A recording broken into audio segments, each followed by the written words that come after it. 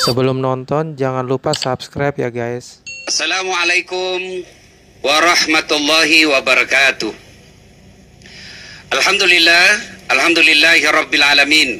Wabihi nasta'inu ala umurid dunya waddin. Asyhadu an la ilaha illallah wa asyhadu anna muhammadan abduhu wa rasuluh. Allahumma salli ala sayyidina Muhammad wa ala alihi wa sahbihi ajma'in. Amma ba'd. Faqad qala Allah subhanahu wa ta'ala fi kitabil karim wa huwa asdaul qailin. A'udzu billahi minasyaitonir rajim. Bismillahirrahmanirrahim. Ya ayyuhalladzina amanu taqullaha haqqa tuqatih wa la tamutunna illa wa antum muslimun. Wahai orang-orang yang beriman, bertakwalah kalian kepada Allah dengan sebenar-benarnya takwa, dan janganlah kalian mati kecuali dalam keadaan beragama Islam. Wa qala idzan bismillahirrahmanirrahim. Ya ayyuhalladzina amanu dukhulu fis-silmi kaffatan wa la tattabi'u khutuwatis syaitan innahu lakum aduwwum mubin. Wahai orang-orang yang beriman, masuklah engkau ke dalam Islam secara sempurna, dan janganlah engkau ikuti langkah-langkah setan, karena sesungguhnya setan itu musuh yang nyata bagi kalian. Wa qala idzan bismillahirrahmanirrahim. Innallaha wa malaikatahu yusalluna 'alan nabi. Ya ayyuhalladzina amanu sallu 'alaihi wa sallimu taslima. Sesungguhnya Allah dan para malaikatnya bersalawat kepada Rasulullah Muhammad sallallahu alaihi wasallam. Maka wahai orang-orang yang beriman, bersalawatlah kalian kepada Rasulullah dengan sebaik-baik salawat. Bapak Ibu, saudara-saudara sekalian, dimanapun Anda berada, salah satu dari 25 nabi yang terkenal tingkat kesabarannya dalam menghadapi musibah dan tidak pernah putus asa dalam menghadapi musibah, dialah Ayub alaihissalam. Ayub alaihissalam diberi rezeki yang berlimpah, tapi hebatnya kaya dermawan. Yang banyak diantara kita kaya pelit. Orang di kampungku bilang seke, kikirigala paku jambatan. Tapi ini Ayub kaya dermawan. Kalau cuma pelit belum banyak merugikan orang. Tapi kalau sudah kaya, pelit, serakah, ini yang paling berbahaya. Nah, Ayub kaya dermawan. Lalu seluruh makhluk memujinya, termasuk malaikat. Satu makhluk yang tidak pernah memuji dan mengapresiasi orang yang berbuat baik, yaitu iblis laknatullah alaih. Ketika malaikat dan manusia memuji Ayub alaihissalam, ini iblis berkata begini, ya Allah, dia soleh begitu, dia dermawan begitu karena dia kaya. Coba kalau dia miskin. Allah berfirman, kalau bahasa kita, iblis, saya lebih tahu dari kau. Kata iblis, ya Allah, berikan saya kesempatan untuk menggoda Ayub, membuktikan saya punya asumsi. Kata Allah, ya silakan. Maka diujilah Ayub alaihissalam, bangkrut, niaganya hancur, perkebunannya terbakar, peternakannya terbakar, jatuh bangkrut. Ketika bangkrut, datang iblis. Ayub, untuk apa lagi kau sembah Tuhanmu? Apa lagi kau sembah itu Tuhanmu? Dia sudah ambil seluruh hartamu. Masa kau masih menyembahnya? Mendengar ini, apa kata Ayub alaihissalam? Alhamdulillah, sempat kaya. Berapa banyak orang dari lahir sampai meninggal tidak pernah merasakan kaya. Saya alhamdulillah sempat kaya. Ini titipan Allah. Allah ingin ambil. Ya sudah. Ya memang saya alhamdulillah sempat merasakan kaya. Lalu Allah berkata, kalau bahasa kita, apa? Kau lihat toh? Memang ini Ayub hebat. Kata iblis, tidak ya Allah. Coba kalau dia tidak punya anak. Dia begini kalau dia punya anak. Anaknya yang membahagiakan dia. Coba kalau dia tidak punya anak. Sudah, kau uji lagi lah.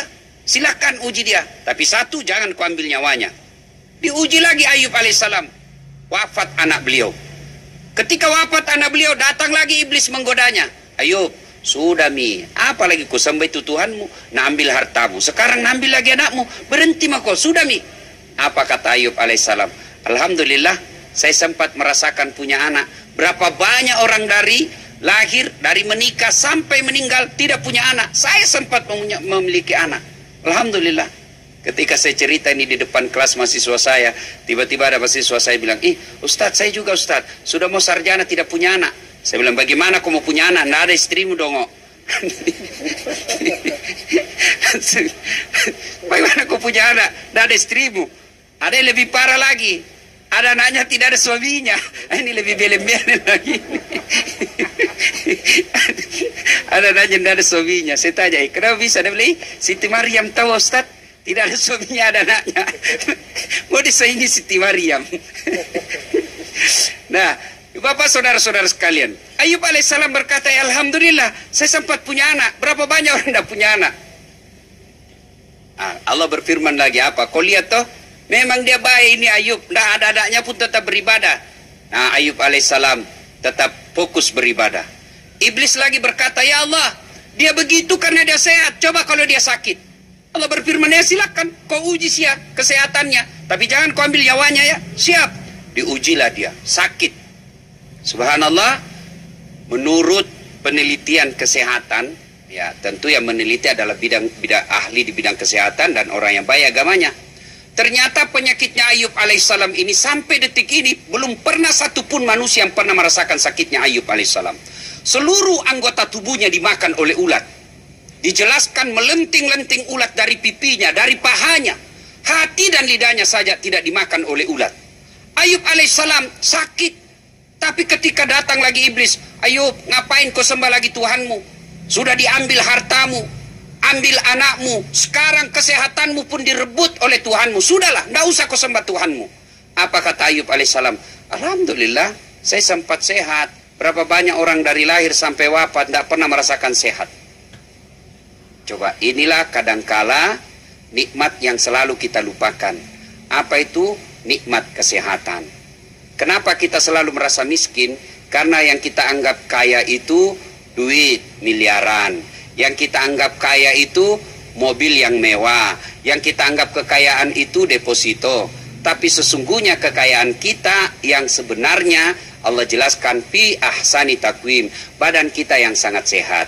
Bayangkan, Bapak Ibu pasti tahu ini pecandu-pecandu bola, Lionel Messi.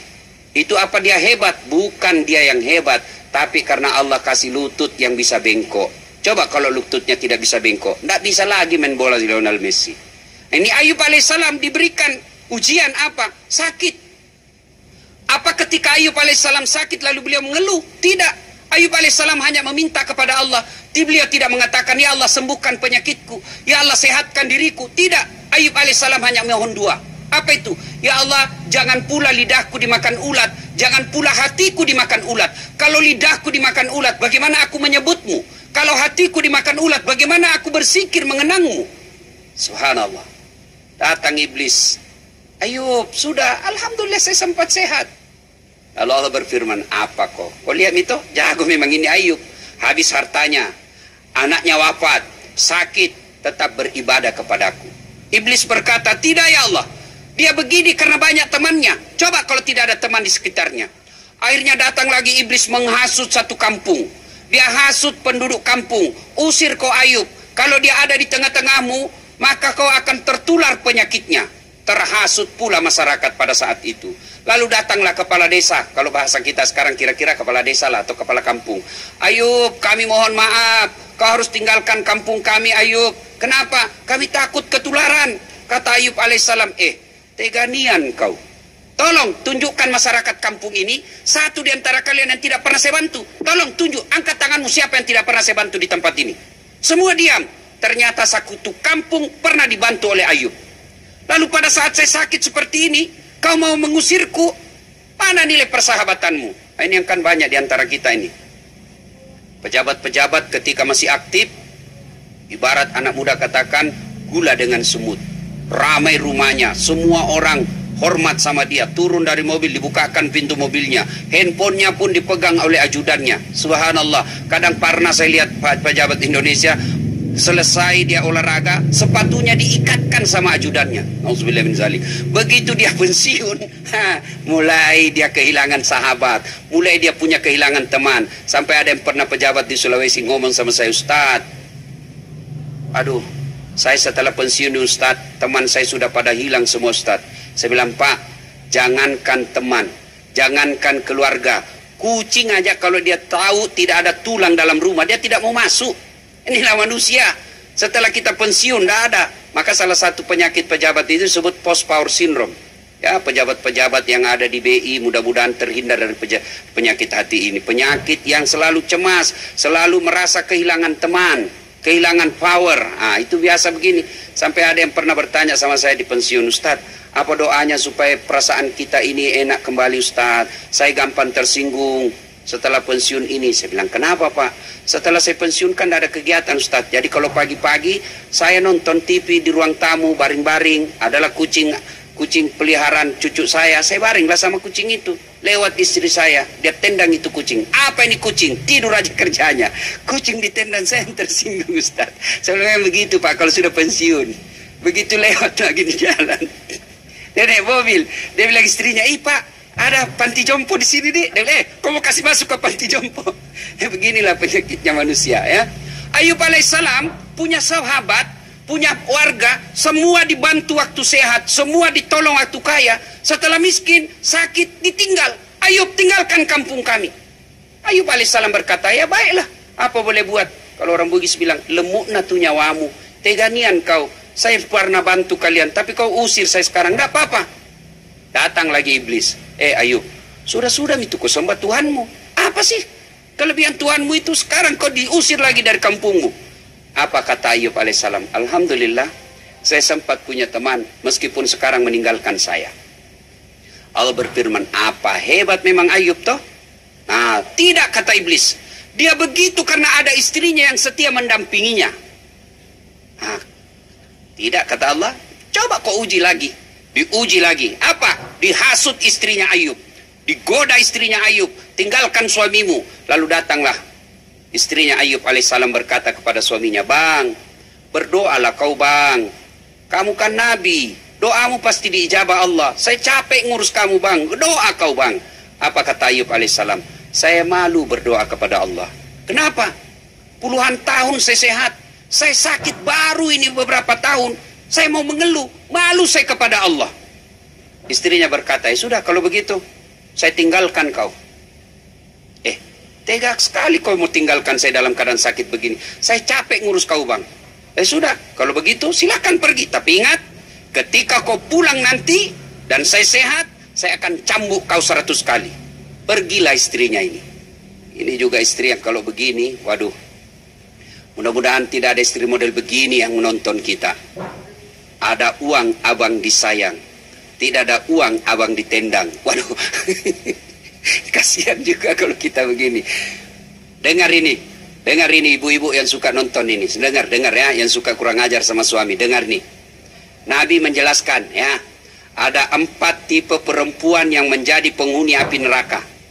Dengar ya. Yang pertama, kata Nabi, istri yang suka memaki-maki suaminya. Marah sama suami, boleh, manusiawi. Ibu dikhianati sama suami, boleh. Disakiti sama suami, ibu marah, boleh. Tapi yang tidak boleh memaki-maki suami. Marah, saya kecewa bang, saya tidak sangka kau nipu saya. Wajar, boleh marah seperti itu. Tapi kalau memaki, haram. Memang kau, coba saya tahu kau seperti ini, tukang tipu, saya tidak mau kawin lagi sama kau. Bodoh memang ini, dongok. Coba ku tahu kau begini, saya tidak mau kawin. Sama aja bapaknya nih, goblok. Pak, ini penghuni neraka ini yang begini.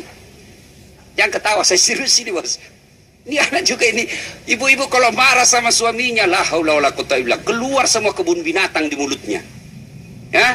Nah, kalau suami salah, ibu marah, boleh.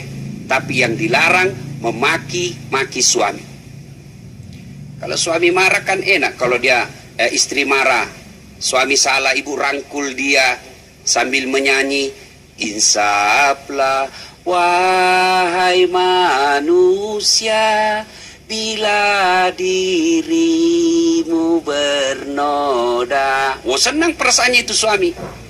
Ya, jadi berikan dia dakwah yang tidak menyakiti. Percaya, suami ketika salah dan dimaki, pasti dia tidak akan terima itu nasihat.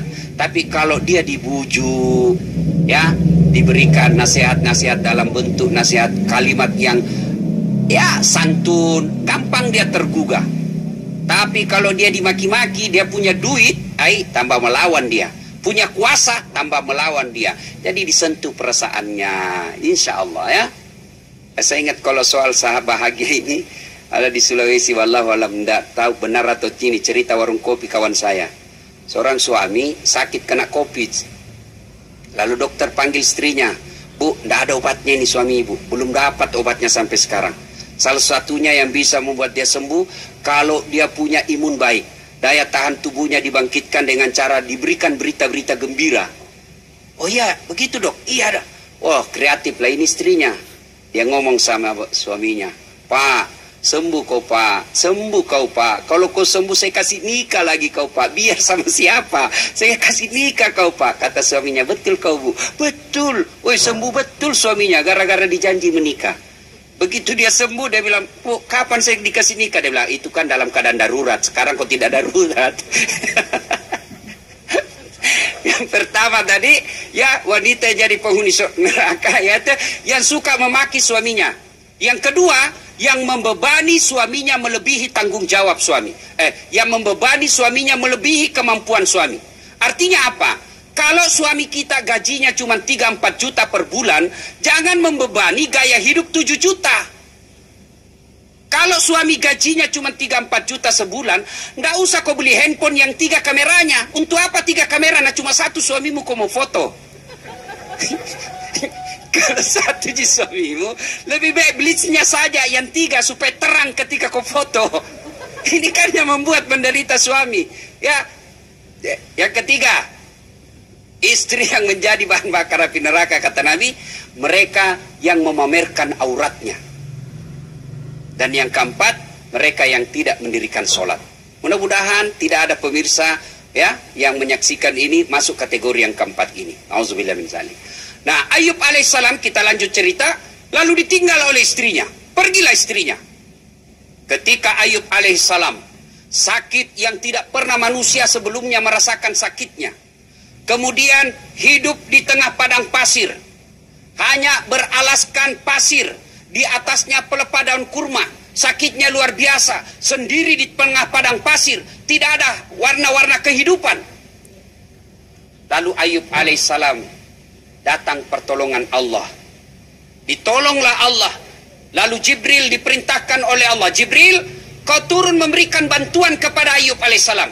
Perintahkan kepada Ayub, hentakkan kakinya ke pasir." Dihentakkan kakinya Ayub alaihissalam ke pasir. Lalu muncul air. Seperti sejarah munculnya air Zam-Zam. Keluar air. Allah perintahkan Ayub, buka bajumu. Kemudian tembal. Sumbat air yang keluar itu dengan bajumu. Basalah bajunya Ayub alaihissalam. Lalu malaikat perintahkan Ayub, usap seluruh badanmu yang sakit dengan air itu. Dengan izin Allah sembuh. Setelah sembuh, mulai lagi beraktivitas, mulai berniaga. Alhamdulillah, sukses kembali. Setelah sukses, datang lagi istrinya. "Bang, maafkan saya.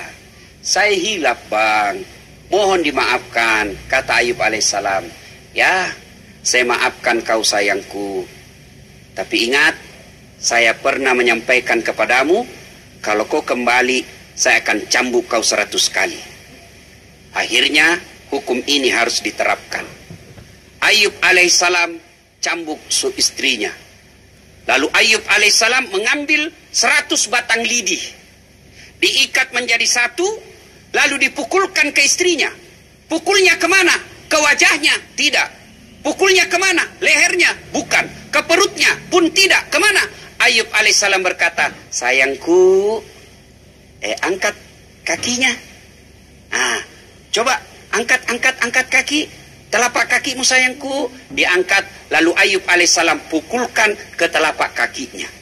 Sekali, karena dia 100 lidi, berarti 1 kali pukulan itu sama nilainya mencambuk 100 kali. Artinya apa?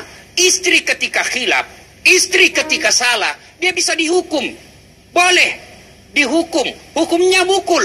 Mukulnya bukan menyakiti. Mukulnya bukan menghina. Mukulnya bukan mengkhianatinya. Tapi mukulnya adalah sebagai pendidikan. Bahwa kalau kau salah, ada sanksinya. Maka mukulnya di telapak kaki. Jangan mentang-mentang sudah dengar ceramah ini istri dipukul. Dipukulnya di mana? Di lehernya, pak, di smackdown. Berurusan kau sama polisi, pelanggaran. Maka istri yang berkhianat, istri yang melakukan pelanggaran syariah boleh dihukum oleh istrinya dengan catatannya hukumnya bukan menyakiti badan, hukumnya bukan menghina di depan umum, tapi untuk memberikan pelajaran bahwa kalau kau salah ada sanksi yang ada menantimu atau ada hukuman yang akan menimpamu. Ibu bapak saudara-saudara sekalian, nah kisah Ayub alaihissalam ini mestinya menjadi pelajaran yang sangat spesial buat kita di tengah pandemi. Bahwa ketika ada musibah, tidak boleh kita berputus asa. Ketika ada musibah, tidak boleh kita patah semangat. Musibah bagi umat Islam adalah berkah tersendiri. Bagi siapa? Bagi mereka yang mau bersabar. Tidakkah Nabi menjelaskan, seluruh urusan umat saya ini baik. Kalau dia dapat kesehatan, dia bersyukur, bagus buat dia, pahala. Kalau dia kena musibah, lalu dia bersabar, dia pahala buat dia. Semuanya baik. Dan berbicara soal musibah yang kita alami sekarang, orang kenal dengan lockdown. Ada beberapa nabi yang pernah mengalami lockdown. Satu, Ayub alaihissalam yang telah kita dengarkan tadi. Yang kedua, Yunus alaihissalam. Dakwah. Tidak ada yang percaya kepada Yunus. Satu kampung tidak ada yang percaya. Akhirnya Yunus tinggalkan tugasnya. Dia sangka buruk kepada Allah. Sudahlah ini. Semua satu kampung ini tidak bakal dapat hidayah dari Allah. Dia tinggalkan tugasnya. Dia naik ke perahu. Begitu naik ke perahu, ya kapal, maksud saya kapal. Sampai di atas kapal, overload, kelebihan penumpang. Akhirnya kaptennya berkata, harus ada yang dibuang ke laut ini. Ayo, siapa yang dibuang ke laut? Ayo undi. Di kampungku bilang gocangi. Kasih masuk nama, ibu-ibu apa namanya, arisan. Lot dia, gocang. Keluar namanya. Yunus. Kata Yunus, ulangi. Terjadi kecurangan dalam pilkada. Pemilihan ulang. Dia keluar laut lagi, keluar tetap Yunus sampai 3 kali. Akhirnya kapten berkata, mohon maaf mas bro, Yunus kau lompatlah ke bawah. Begitu mau dibuang, Yunus katakan, tidak usah kau buang, saya lompat sendiri. Lompat, diterkam oleh ikan. Berbeda pendapat ulama. Ada yang mengatakan ikan hiu, ada yang mengatakan ikan paus. Tidak menjadi masalah apa nama ikannya, yang penting ikan besar. Masuk ke dalam perut ikan. Lockdown.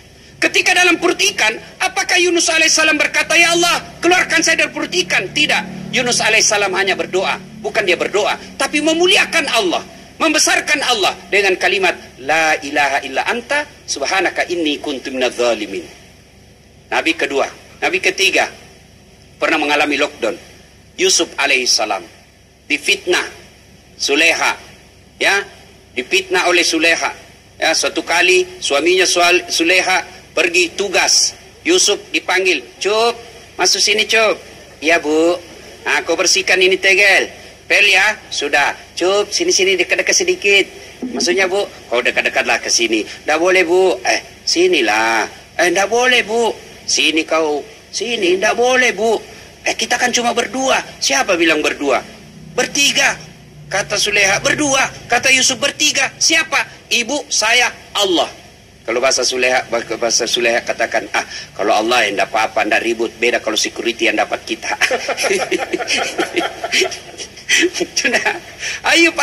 Yusuf alaihissalam digoda oleh Suleha, tapi tidak. Sebenarnya menurut Quran, Yusuf alaihissalam senang juga sama Suleha waktu itu, terpancing. Cuma begitu mau dekat dengan Suleha, ibaratnya kita ini ibaratnya rambu lalu lintas. Ada huruf B, silang warna merah. Yusuf melihat dilarang parkir, bukan tempat parkirmu di situ Yusuf. Yusuf mau lari, ditarik sama Suleha. Ditarik. Begitu ditarik, robek baju belakang, datang suaminya, tertangkap basah. Saya juga tidak tahu kenapa ini, mohon nanti Pak Ari Untung jelaskan saya, kenapa orang yang tertangkap basah seperti itu disebut tertangkap basah. Kenapa tidak dikatakan tertangkap kering? Tidak tahu kenapa, padahal dia tidak basah bajunya. Ditangkap. Nah, begitu datang, acting Suleha. Pak, kurang ajar ini Pak. Dia mau perkosa saya. Kata Yusuf, tidak, dia mau perkosa saya. Dia mau perkosa saya. Inilah hebatnya perempuan, kadangkala sudah tertangkap basah masih pandai acting. Akhirnya, Yusuf alaihissalam dipenjara demi menjaga marwah. Sebelumnya kan tiba-tiba ada petugas, kira-kira kalau Ya sekarang orang yang bekerja di rumah menteri tersebut berkata, periksa aja. Kalau bajunya Yusuf robek dari depan, berarti Yusuf yang maksa. Tapi kalau bajunya Yusuf robek dari belakang, berarti Suleha yang maksa. Ternyata investigasi, oh Yusuf robek baju dari belakang, berarti Suleha yang maksa.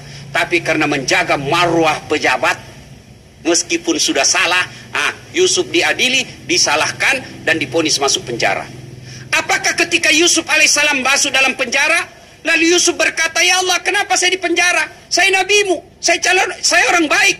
Ya Allah, saya orang mulia, saya tidak bersalah, kenapa saya di penjara? Tidak, Yusuf alaihissalam hanya berkata, ya Allah, kalau penjara membuat engkau ridha kepadaku, saya ikhlas berada di penjara ini daripada saya di luar engkau tidak ridha kepadaku. Maka 3 nabi ini menjadi pelajaran buat kita. Ketika ada wabah seperti ini, tidak boleh kita menyalahkan Allah. Tidak boleh kita berputus asa. Wala tayasu min rauhillah. Jangan kau putus asa akan rahmatku. Wabah seperti ini tidak boleh menjadi alasan kita menjelek bersangka buruk kepada Allah. Sangka baik, sangka baik. Wabah seperti ini tidak boleh menjadi alasan buat kita untuk malas beribadah. Semestinya wabah seperti ini membuat kita semakin semangat mendekatkan diri kepada Allah. Saya kena penyakit Ustaz, saya terinfeksi, saya terpapar. Tidakkah orang terpapar itu dengan wabah? Dan kalau dia wafat, wafatnya seperti mati syahid. Itulah sebabnya di Saudi, orang yang positif corona dan wafat, mereka dimakamkan di tempat semulia-mulia pemakaman, yaitu Baqi dan Ma'la. Kenapa? Karena menurut fatwa ulama, mereka yang wafat karena wabah COVID ini sama nilainya wafatnya dengan mati syahid. Jangan mentang-mentang sudah dengar seperti ini fatwa bahwa wafat mati syahid, bapak buka masker, tidak mau lagi cuci tangan, pergi ke sana kemari cari orang yang sakit, itu belen-belen namanya itu bos. Ya, bukan juga begitu ya. Artinya ikhtiar. Kita sudah, ya sepaham saya kan 3 aja cara masuknya ini wabah. Hidung, mata, mulut. Karenanya 3 ini pintu masuknya kita lindungi dengan cara apa? Pakai masker. Dan saya alhamdulillah pakai masker ini saya betul-betul tertolong. Kata mahasiswa saya, kenapa Ustaz? Karena hidungku yang pesek saya bisa lindungi. Ini juga pelajaran bagi kaum ahwat ya, yang suka berdandan, yang mengandalkan kecantikan manipulasi dengan masker hilang cantikmu bos. Mana behelmu? Tidak bisa lagi kelihatan. Mana itu lipstikmu? Tidak kelihatan. Baru masker itu kau sudah mati cantikmu. Maka ambil pelajaran. Wabah seperti ini tidak boleh menjadi alasan menjadi sangka buruk kepada Allah. Sangka baiklah. Sangka baik. Alhamdulillah banyak kebaikan yang bisa kita petik dari wabah seperti ini. Satu di antaranya kita dakwah. BI punya acara. Tidak mesti BI dari NTB, dari Sulawesi Barat, dari Sulawesi Selatan datang ke sini, makan ongkos pesawat dan lain sebagainya. Tapi dengan wabah seperti ini, kita bisa dengar taklim melalui online, biaya murah, dan bisa menjangkau seluruh Indonesia, bahkan ke luar negeri. Ini kalau kita berpositif thinking. Ibu bapak saudara-saudara yang saya muliakan, pada akhirnya wabah seperti ini semestinya membuat kita semakin mendekatkan diri kepada Allah Subhanahu wa taala. Dengan cara apa? Tentu tetap berikhtiar melaksanakan sunnah-sunnatullahnya dengan cara jaga jarak, pakai masker, cuci tangan setiap saat dengan sabun dan di air yang mengalir. Sudah kita lakukan protap itu Ustaz, tetap kita kena wabah. Maka sesungguhnya kita umat Islam tidak boleh kecil hati, karena memang dalam rukun iman ada 6. Satu diantaranya adalah percaya kepada qada dan qadar, takdir baik dan takdir buruk. Mudah-mudahan dakwah yang singkat ini menjadi semangat buat kita, teristimewa dan terkhusus para pegawai Bank Indonesia, untuk tetap optimis dalam melaksanakan kerja. Tidak boleh pesimis, apalagi menjadi penakut untuk bekerja di kantor. Sesungguhnya tidak ada yang sia-sia di sisi Allah, tinggal bagaimana kita meresponnya. Insya Allah manfaat. Terima kasih. Assalamualaikum warahmatullahi wabarakatuh.